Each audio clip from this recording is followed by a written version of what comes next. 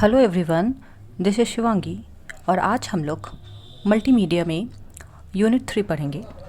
तो previous class में हम लोगों ने देखा कि मल्टीमीडिया सॉफ्टवेयर क्या होते हैं, उसके टाइप्स क्या क्या हैं और मल्टीमीडिया सॉफ्टवेयर के कौन कौन से टूल्स हैं जो कि हम लोगों को एज ए सॉफ्टवेयर पढ़ना है। तो आज की क्लास में हम लोग देखते हैं कि मल्टीमीडिया ऑथरिंग टूल क्या होते हैं। तो प्रीवियस क्लास में हम लोगों ने इसके इंट्रोडक्शन को देखा था, तो आज इसके टाइप्स को हम लोग देखेंगे। तो एक बार मैं इंट्रोडक्शन को एक बार रिपीट कर देती हूँ। तो multimedia authoring is a process of assembling different types of media contents like text, audio, image, animation and video as a single stream of information with the help of various software tools available in the market। तो multimedia authoring कैसा process है जहाँ पे हम लोग different जो multimedia के tools होते हैं लाइक टेक्स्ट होते हैं, ऑडियो हुए, इमेज हुए, एनिमेशन है एंड वीडियो है, वो सबको एक जगह असेंबल करना एक प्लेटफॉर्म के ऊपर। उस प्रोसेस को हम लोग क्या बोलते हैं, जब हम लोग सारे मल्टीमीडिया टूल्स को एक साथ असेंबल कर देते हैं किसी ना किसी सॉफ्टवेयर के ऊपर, तो उसको हम लोग क्या बोलते हैं, मल्टीमीडिया ऑथरिंग। ठीक है, तो this is known as multimedia authoring process. तो multimedia authoring tools give an integrated environment for joining together the different elements of multimedia production। तो मल्टीमीडिया टूल्स क्या होते हैं, जब हम लोग सारे एलिमेंट्स को हम लोग एक साथ किसी न किसी टूल्स की हेल्प से अटैच करते हैं, ज्वाइन करते हैं, that is known as multimedia authoring tool. तो ऑथरिंग, मल्टीमीडिया ऑथरिंग क्या है, जब हम लोग सारे डिफरेंट मल्टीमीडिया के जो एलिमेंट्स होते हैं उसको एक साथ असेंबल करते हैं, these are known as multimedia, this process is known as multimedia authoring. और टूल्स क्या होते हैं, मल्टीमीडिया ऑथरिंग टूल्स, तो वो टूल जब हम लोग मल्टीमीडिया के एलिमेंट्स को एक साथ जोड़ने के लिए, एडिट करने के लिए या फिर किसी भी तरह की क्रॉपिंग करने के लिए, फिल्टरिंग करने के लिए जब हम लोग यूज़ करते हैं, that are known as multimedia tools. ठीक है, it gives the framework for organising and editing the components of a multimedia project. जब हम लोग कभी भी मल्टीमीडिया प्रोजेक्ट कर रहे होते हैं, जब हम लोगों को मल्टीमीडिया प्रोजेक्ट या कोई प्रेजेंटेशन में सबमिट प्रेजेंटेशन देना होता है, तब हम लोग क्या करते हैं, मल्टीमीडिया के जितने भी एलिमेंट्स होते हैं उसके साथ वर्क करते हैं। तो उसके साथ जब हम लोग प्रोसेसिंग स्टार्ट करते हैं तो हम लोगों का क्या होता है, कोई भी चीज़ फ्रेमवर्क बहुत ऑर्गेनाइज फ्रेमवर्क देता है। ठीक है, it enables the developer to create interactive presentation by combining text, audio, video, graphics and animation। ठीक है, तो प्रेजेंटेशन के लिए क्या आप जो भी डेवलपर होते हैं उनके लिए बहुत इंटरेक्टिव इन्वॉर्मेंट, इंटरेक्टिव प्रेजेंटेशन, बहुत अट्रैक्टिव प्रेजेंटेशन बन के आता है। ठीक है, जब हम लोग मल्टीमीडिया ऑथरिंग टूल्स का यूज़ करते हैं। तो ये इसके डेफिनेशन थे। आई होप आप लोग प्रीवियस क्लास में भी, मैं ऑनलाइन क्लास में समझाई हूँ, आई होप आप लोगों को इतना पॉइंट क्लियर होगा। अब हम लोग इसके फीचर्स के बारे में जानते हैं। तो सबसे पहला फीचर्स इसका क्या है, editing features, organising features, visual programming with icons or object, programming with scripting language and document development tools. तो ये सारे क्या है, इसके फीचर्स हैं ऑथरिंग टूल्स के। क्लियर, ये बहुत ही इंपॉर्टेंट है, आप लोग इस चीज़ को ध्यान रखिएगा कि एग्ज़ाम में आप लोगों को ऑथरिंग टूल के डेफिनेशन पूछेगा ही पूछेगा, तो आप लोग इसको अच्छे से पढ़िएगा। तो अब देखिए ऑथरिंग टूल्स के क्या क्या क्लासिफिकेशन है। तो there are 4 types of authoring tools. First one is card और page based authoring tool, second one is icon based or event driven authoring tool, third one is time based authoring tool and last one is object oriented authoring tool. तो one by one हम लोग सारे tools को पढ़ेंगे। तो सबसे first क्या है हम लोगों का, सबसे फर्स्ट है आपका card and page based authoring tool. ये क्या होता है, इसको देखते हैं। In this authoring system elements are organised as a pages of a book और a stack of a card. इसमें क्या होते हैं ऑथरिंग, आप देखिए ऑथरिंग टूल्स के ये एग्जाम्पल हैं कि ऑथरिंग टूल्स के ये 4 एग्जाम्पल्स होते हैं। तो ये जो ऑथरिंग टूल्स के एग्जाम्पल्स हैं, हम लोग उस टूल को किस तरह अपने उस सॉफ्टवेयर के ऊपर यूज़ करते होते हैं, उसके ये 4 मेथड है। मतलब किसी जगह ये कार्ड बेस्ड फॉर्म में होता है, किसी जगह ये ऑब्जेक्ट ओरिएंटेड बेस्ड पे होता है। तो इसी को हम लोग को देखना है कि ये कैसे होता है। ठीक है, तो in this authoring system elements are organised as pages of book और अ स्टैक ऑफ कार्ड। ठीक है, in the book of a stack there are 1000 of pages और कार्ड्स अवेलेबल। ठीक है, तो इसमें क्या होते हैं, इस कार्ड और पेज बेस्ड में नाम से ही है, नाम में भी ये छुपा हुआ है आपका डेफिनेशन। तो इस ऑथरिंग सिस्टम में क्या होते हैं, जो मेरे एलिमेंट्स होते हैं वो पेजेस और बुक में ऑर्गेनाइज्ड होते हैं स्टैक की तरह। मतलब मेरा स्टैक किस तरह का होता है, एक बॉक्स की तरह। तो उसमें जो मेरे एलिमेंट्स होते हैं वो क्या है, देखिए ये मेरा क्या है, ये स्टैक होता है। तो इस स्टैक में क्या होते हैं कि जो मेरे एलिमेंट्स होते हैं तो वो पेजेस की तरह ऑर्गेनाइज्ड होते हैं। मतलब एक पेज यहाँ, एक पेज यहाँ, एक पेज यहाँ, ये बुक और कार्ड की तरह पेजेस की तरह ऑर्गेनाइज्ड होते हैं। ठीक है, इन द बुक और stack there are thousand of pages और कार्ड्स अवेलेबल। ठीक है, स्टैक में क्या होता है, कोई भी या तो स्टैक के फॉर्म में होता है या तो बुक के फॉर्म में होता है। तो स्टैक या बुक में आपके जो पेजेस होते हैं वो किस तरह होते हैं, 1000 पेजेस होते हैं और कार्ड्स अवेलेबल होते हैं। ठीक है, these tools are best use when the bulk of your content consist of element that can be viewed individually. For example, the pages of a book और a file card in a card file. You can jump from page to page because all pages can be interrelated. देखिए, जिस तरह हम लोग presentation में use करते हैं, power point presentation में क्या होता है, एक स्लाइड से दूसरा स्लाइड एक दूसरे के साथ अटैच होता है, मतलब हाइपर लिंक होता है।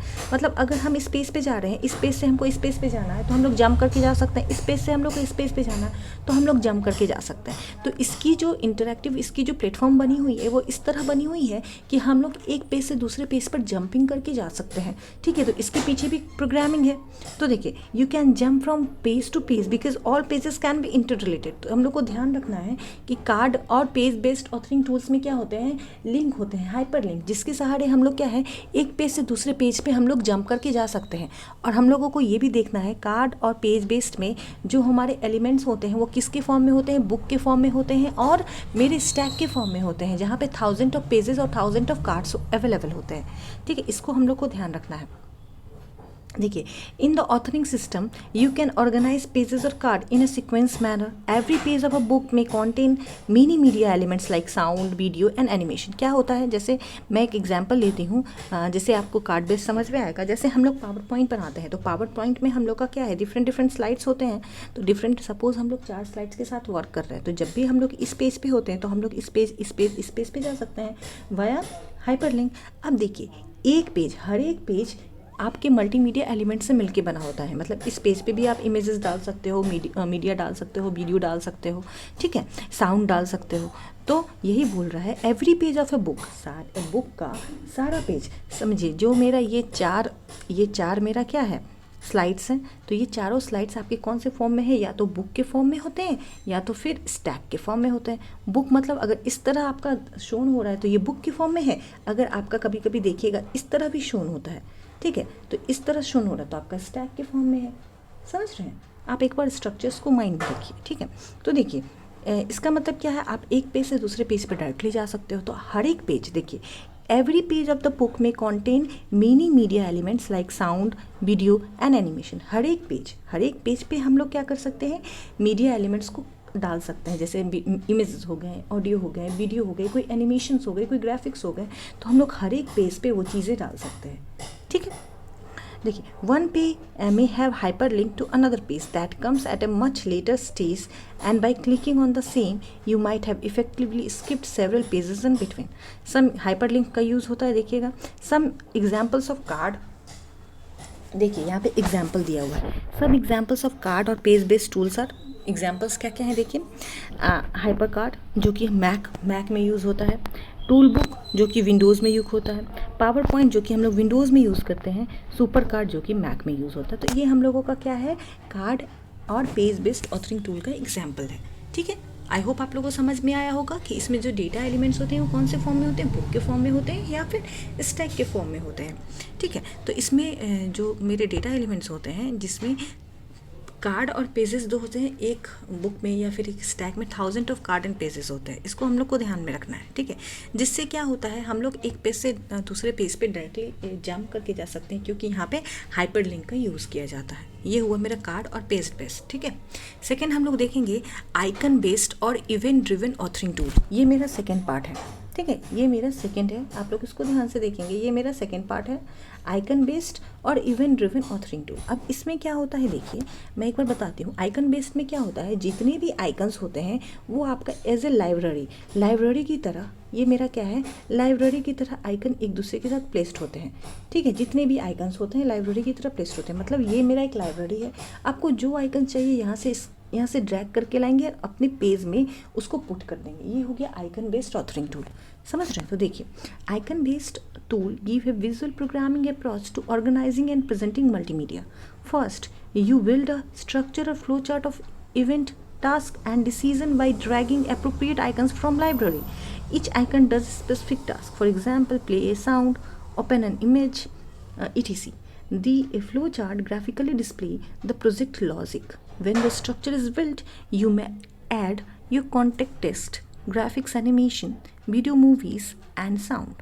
A non-technical multimedia author can also build a sophisticated application without scripting using icon-based authoring tools. Some examples of icon-based authoring tools are Authorware Professional, जो कि Mac और Windows दोनों में यूज़ होता है, and Icon Author जो कि Windows में यूज़ होता है। देखिए इसमें क्या हो रहा है, आइकन बेस्ड ऑथरिंग टूल्स में क्या हो रहा है, मतलब नाम से सोचिए क्या है, नाम से क्या है, आइकन बेस्ड है या कोई इवेंट बेस्ड है। मतलब जो भी मेरे आइकन्स हम लोग अपने प्रेजेंटेशन में यूज़ करेंगे या फिर प्रोजेक्ट में, मल्टीमीडिया प्रोजेक्ट में हम लोग जो भी आइकन्स यूज़ कर रहे होंगे वो क्या होंगे, मेरा एक लाइब्रेरी की तरह बना होगा। मतलब जो भी आइकन्स होगा वो लाइब्रेरी की तरह बना होगा। जब हम लोग अपने प्रोजेक्ट में या प्रेजेंटेशन में इस आइकन्स को यूज़ करना चाहेंगे तो क्या करेंगे, इस लाइब्रेरी से यहाँ से खींच के लेके आएंगे, समझे, यहाँ से ड्रैग करके लेके आएंगे और अपने प्रोजेक्ट में, अपने प्रेजेंटेशन में इसको पुट कर देंगे। जैसे, और हर एक सिंबल का अपना अपना एक मीनिंग होगा। जैसे हम लोग फ्लो चार्ट बनाते हैं तो फ्लो चार्ट में क्या करते हैं, जो भी मेरे प्रोसेस होते हैं उसको हम लोग इस तरह डिफाइन करते हैं, प्रोसेसिंग को हम लोग इस तरह डिफाइन करते हैं।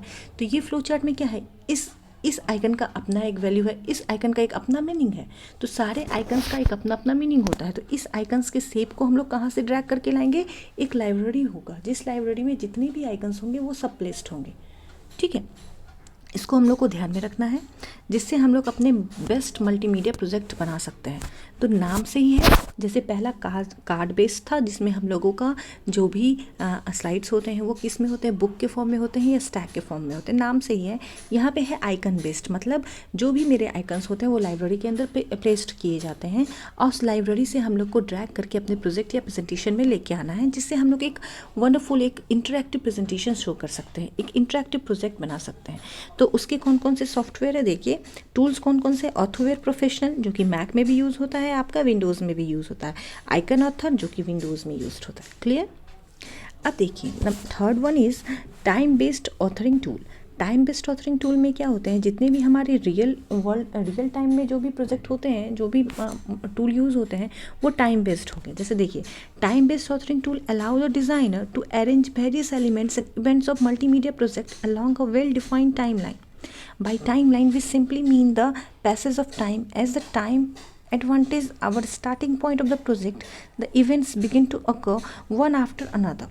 क्या होता है देखिए, टाइम बेस्ड का मतलब क्या होता है, टाइम बेस्ड जो मेरा होता है वो क्या है, एक तरह का सीक्वेंस होता है, मतलब उस सीक्वेंस को फॉलो करता है। अगर ये देखिए, मतलब टाइम बेस्ड का मतलब टाइमिंग होना चाहिए, जहाँ से स्टार्ट हुआ वहाँ से जहाँ तक एंड हुआ ये आपका टाइमिंग मेंशन किया जाएगा। मतलब जो भी मेरा काम हो रहा है वो सीक्वेंस बाय सीक्वेंस हो रहा है, मतलब इतना टाइम के बाद इतना टाइम हुआ, फिर इतना हुआ, इतना हुआ, मतलब ये मेरा स्टार्टिंग टाइम था, स्टार्ट टाइम, और ये मेरा एंड टाइम है। तो इस ये मेरा क्या है, टाइमिंग का ये सीक्वेंस बना हुआ है। तो जो भी मेरा काम होगा इस सीक्वेंस के अंदर ही होगा। ठीक है, इसको ध्यान में रखना है। तो time based authoring tool allow the designer to arrange various elements and events of multimedia project along a well defined timeline. मतलब देखिए, इस लाइन पे ध्यान रखना है, वेल डिफाइंड टाइमलाइन के अंदर ही जो भी मेरे एलिमेंट्स और इवेंट्स होंगे मल्टीमीडिया प्रोजेक्ट के, वो डिज़ाइनर इस तरह अरेंज करता है कि जो भी मेरे मल्टीमीडिया के एलिमेंट्स और जो इवेंट्स होंगे वो एक लिमिटेड टाइमलाइन के अंदर ही होंगे, मतलब एक सीक्वेंस के अंदर होंगे। तो सपोज़ करो ये मेरा, सपोज़ करिए आप लोग कि ये this one is my timeline. तो जो भी एलिमेंट्स होंगे, सपोज़ ये मेरा एलिमेंट्स हैं और जो भी मेरा इवेंट्स हैं, तो एलिमेंट्स और इवेंट्स जो भी होंगे मल्टीमीडिया के वो क्या होंगे, इसी टाइमलाइन के अंदर होंगे। मतलब हर एक टाइमलाइन का एक स्टार्ट टाइम होगा और एक एंड टाइम होगा, मतलब एक लिमिट तय होगा कि जैसे हम लोग का क्लास स्टार्ट होता है 10 से 11, तो जो भी क्वेश्चंस होंगे हमारे, जो भी हम लोगों के डाउट्स होंगे, जो भी लेसन स्टार्ट करना होगा, वो क्या करेंगे, इसी टाइम के जरिए करेंगे। हम आपके साथ इंटरेक्ट करेंगे इसी टाइम के जरिए करेंगे, आप मेरे साथ इंटरेक्ट करिएगा इसी टाइम के जरिए करिएगा। तो ये क्या हो गया कि जो भी डेवलपर होते हैं वो इस तरह मल्टीमीडिया के एलिमेंट्स को ऑर्गेनाइज करते हैं कि जो भी मेरा पार्ट हो वो एक लिमिटेड टाइम लाइन के अंदर ही हो, जैसा उन्होंने डिफाइन कर रखा है। देखिए, by timeline we simply mean the passage of time as the time advantage from starting point of the project. मतलब एडवांटेज क्या है, स्टार्टिंग क्या है प्रोजेक्ट का, ये भी पता चल जाएगा। The events begin to occur one after the another. अब देखिए टाइमलाइन का मेरा क्या फ़ायदा है कि जब भी कभी सपोज मेरा प्रोजेक्ट स्टार्ट हो रहा है तो ये टाइमलाइन यहाँ से शुरू हो गया, टाइमलाइन स्टार्टिंग, तो स्टार्टिंग और यहाँ है एंडिंग। तो अब क्या है, इस टाइमलाइन के अंदर ही एक के बाद मेरा प्रोजेक्ट एक के बाद मेरा प्रोजेक्ट बनता चला जा रहा है। तो इससे मेरा क्या है कि मेरा प्रोजेक्ट कब स्टार्ट हुआ उसका एक स्टार्टिंग पॉइंट हमको पता चल जाएगा। तो इसका ये एक एडवांटेज है, ठीक है। The events may include media files, playback, as well as transition from one portion of the project to another. Transition मतलब जानते हैं कि आप अपने मतलब स्लाइड्स के ऊपर या प्रोजेक्ट्स के ऊपर कुछ इफ़ेक्ट डालें, तो वो that is known as transition. और कोई भी प्लेबैक ऑडियो डालना चाहते हैं वो भी आप डाल सकते हैं, ठीक है। The speed at which this transition occur can also be accurately controlled. These tools are best to use for those projects wherein the information flow can be directed from beginning to end, much like the movies. Some examples of time based are, example ध्यान रखना है हम लोगों को, क्या है, Macromedia Director और Macromedia Flash. These are the example of time based. मतलब टाइम बेस्ड में क्या होता है कि हम लोग जिस तरह मूवीज़ देखते हैं, ठीक है, तो मूवीज़ में क्या होता है कि जो भी हम लोग पार्ट बनाते हैं, जब भी कोई मूवीज़ के डायरेक्टर मूवीज़ रिकॉर्ड करते हैं तो वो लोग क्या करते हैं कि शॉर्ट जो होते हैं वो आज का शॉर्ट किसी और दिन करते हैं। अगर मतलब कि मूवीज़ मेरा इस तरह 2 घंटे का मूवी रखना है, मतलब स्टार्टिंग यहाँ से होना है, एंडिंग इस तरह होना है, तो जब वो एडिटिंग करते हैं तो क्या करते हैं, यहाँ से यहाँ तक के पॉइंट को कहीं से ड्रैग करके लेके आते हैं। मतलब मुझे इसी सीक्वेंस में अपने मूवीज़ को सजाना है, मतलब 2 घंटे या 2.5 घंटे का वो मूवी होगा, तो उसी सीक्वेंस में अपने मूवीज़ को फिट करना है। मतलब कौन सा पार्ट हमको फर्स्ट पे देना है, उसके बाद ये कौन सा पार्ट आएगा, उसके बाद कौन सा पार्ट आएगा, इसको हम लोग को देखना है। तो ये मूवीज़ जिस तरह हम लोग बनाते हैं वो बेस्ट एग्जाम्पल है टाइम बेस्ड ऑथरिंग टूल का, इसको ध्यान में रखना है। क्लियर। लास्ट वन है ऑब्जेक्ट ओरिएंटेड ऑथरिंग टूल, इसको ध्यान में रखना। देखिए, object oriented authoring tool support environment based on object. Each object has following 2 categories. देखिए ध्यान रखिएगा, ऑब्जेक्ट बेस्ड में क्या होते हैं, सारे ऑब्जेक्ट के 2 कैटेगरीज होते हैं, ठीक है। पहला है स्टेट और एट्रीब्यूट, सेकेंड है बिहेवियर ऑफ ऑपरेशन, ठीक है। स्टेट और एट्रीब्यूट्स क्या होते हैं और बिहेवियर, ध्यान रखना है। सारे जो ऑब्जेक्ट होते हैं, ईच ऑब्जेक्ट, उनके क्या है, दो कैरेक्टरिस्टिक्स होते हैं। फर्स्ट वन क्या हो जाएगा आपका, स्टेट और एट्रीब्यूट्स, ध्यान रखना है। और सेकेंड वन क्या हो जाएगा मेरा, बिहेवियर ऑफ और ऑपरेशन, ये ध्यान में रखना है। 2 चीज़ें होती हैं, ठीक है। तो स्टेट और एट्रीब्यूट्स क्या होता है, देखिए, द स्टेट और attributes refer to the built in characteristics of an object. For example, a colour TV has following attributes, ठीक है। तो देखिए, स्टेट और एट्रीब्यूट क्या दिखाता है कि किसी भी ऑब्जेक्ट का कैरेक्टरिस्टिक्स क्या है, ठीक है। जिस तरह हम लोग DBMS में इंटिटी पढ़े हैं, मतलब एट्रीब्यूट्स पढ़े हैं, तो जैसे टीचर इज अ इंटिटी, तो उनके एट्रीब्यूट्स क्या क्या हो सकते हैं, टीचर ID, टीचर नेम। उसी तरह यहाँ पे स्टेट और एट्रीब्यूट्स क्या हैं कि जो भी मेरे जो ऑब्जेक्ट होते हैं उनकी क्या क्या, उनके अंदर खुद की क्या क्या बिल्ट इन कैरेक्टरिस्टिक्स क्या क्या हैं। जैसे देखिए, टीवी के कितने एट्रीब्यूट्स होते हैं, कलर टीवी के, colour receiver, volume control, picture control, channels, number of channels, remote control unit. तो ये सब क्या है, मेरे एक टीवीज़ के एट्रीब्यूट्स हैं। सेकंड क्या हो गया, behaviour of operation. The behaviour और the operation of object refers to action. अब एक्शन क्या होगा, टीवी क्या क्या एक्शन परफॉर्म कर पाएगा।